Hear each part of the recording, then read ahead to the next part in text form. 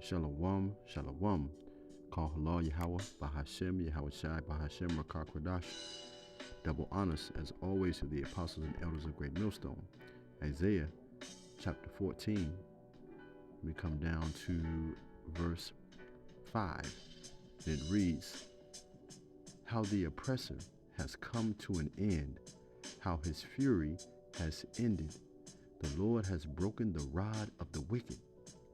Who's the wicked? Right? You should be asking yourself when you read these scriptures. The wicked, number one, is the oppressor. And that's Esau, Edom, and also the nation that we currently live in, Babylon the Great. Right? Start back over in verse 5. The Lord has broken the rod of the wicked, the scepter of the rulers. I mean, the Lord's going to crush them, which in anger struck down the peoples with unceasing blows. Who are the peoples with unceasing blows? The children of Israel, us. And in fury subdued the nations with relentless aggression. All the lands are at rest and peace.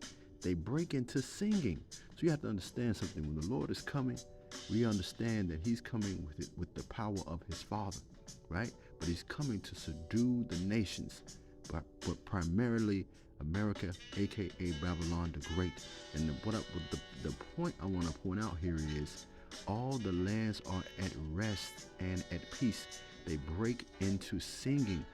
Meaning we are going to rejoice at the destruction of this place. How do we know? Let's bring out more precepts here.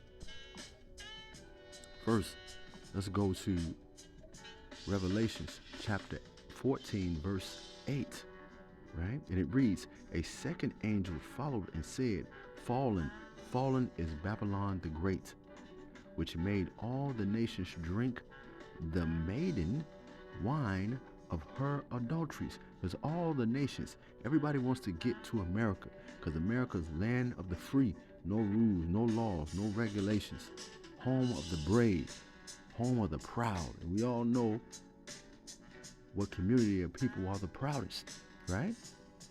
But something I want to point out here in Revelation chapter 14 verse 8 is even the angel is rejoicing. So not only we are going to rejoice, but also the angels rejoice. He said, fallen, fallen is Babylon the Great. Let's stack another precept along with that, right? Revelation chapter 15 verse 2. And it reads, and then I saw what looked like a sea of glass glowing with fire. What is John the Revelator talking about here? He's talking about when this place is burned up and destroyed by way of the nuclear missiles and the wrath that's coming, that Yahweh Shai is coming with by way of the UFOs, by way of the laser beams, and whatever other kind of hell that Yahweh Shai choose to bring and put on Babylon the Great. Okay? You have to get that in your mind.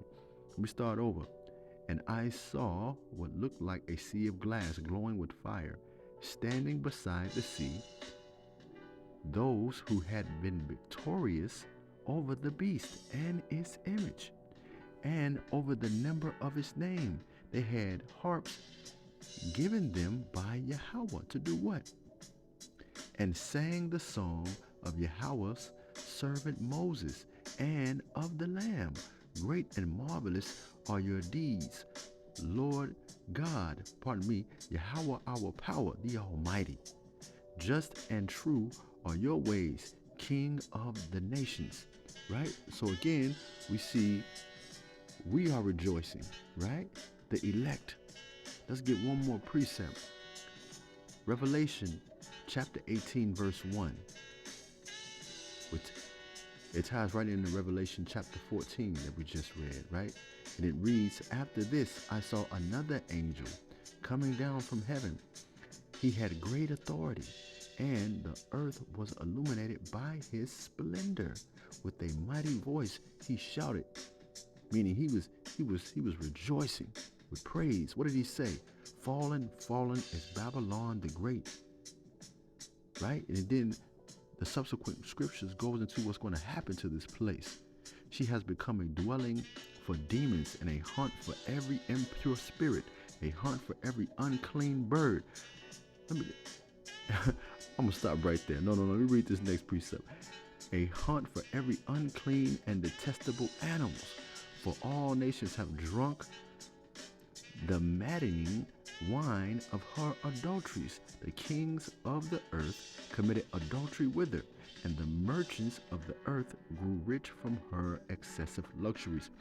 I want to go back up a bit, where it states, a hunt for every unclean bird, a hunt for every unclean and detestable animal.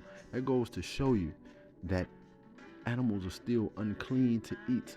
Everything is not clean to eat. I know it's a complete sidebar, but nevertheless, the point I want to get into here is not only are we going to be rejoicing, the angels are going to be rejoicing, we're all going to be rejoicing together when this place is destroyed and under our feet. But our enemy is subdued and destroyed as well. And what I want to do here, brothers, is give you a glimpse of what that's going to be like. As you witness this celebration here, you got different guys hugging each other, shouting. I'm sure some guys are in disbelief.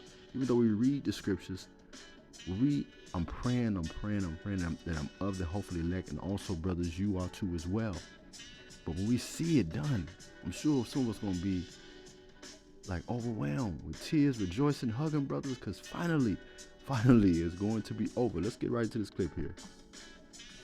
Pay attention closely. Look at them.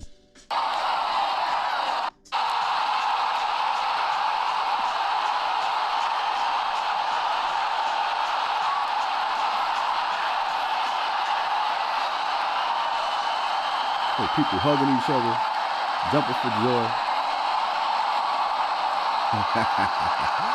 It's going to be beautiful, brothers.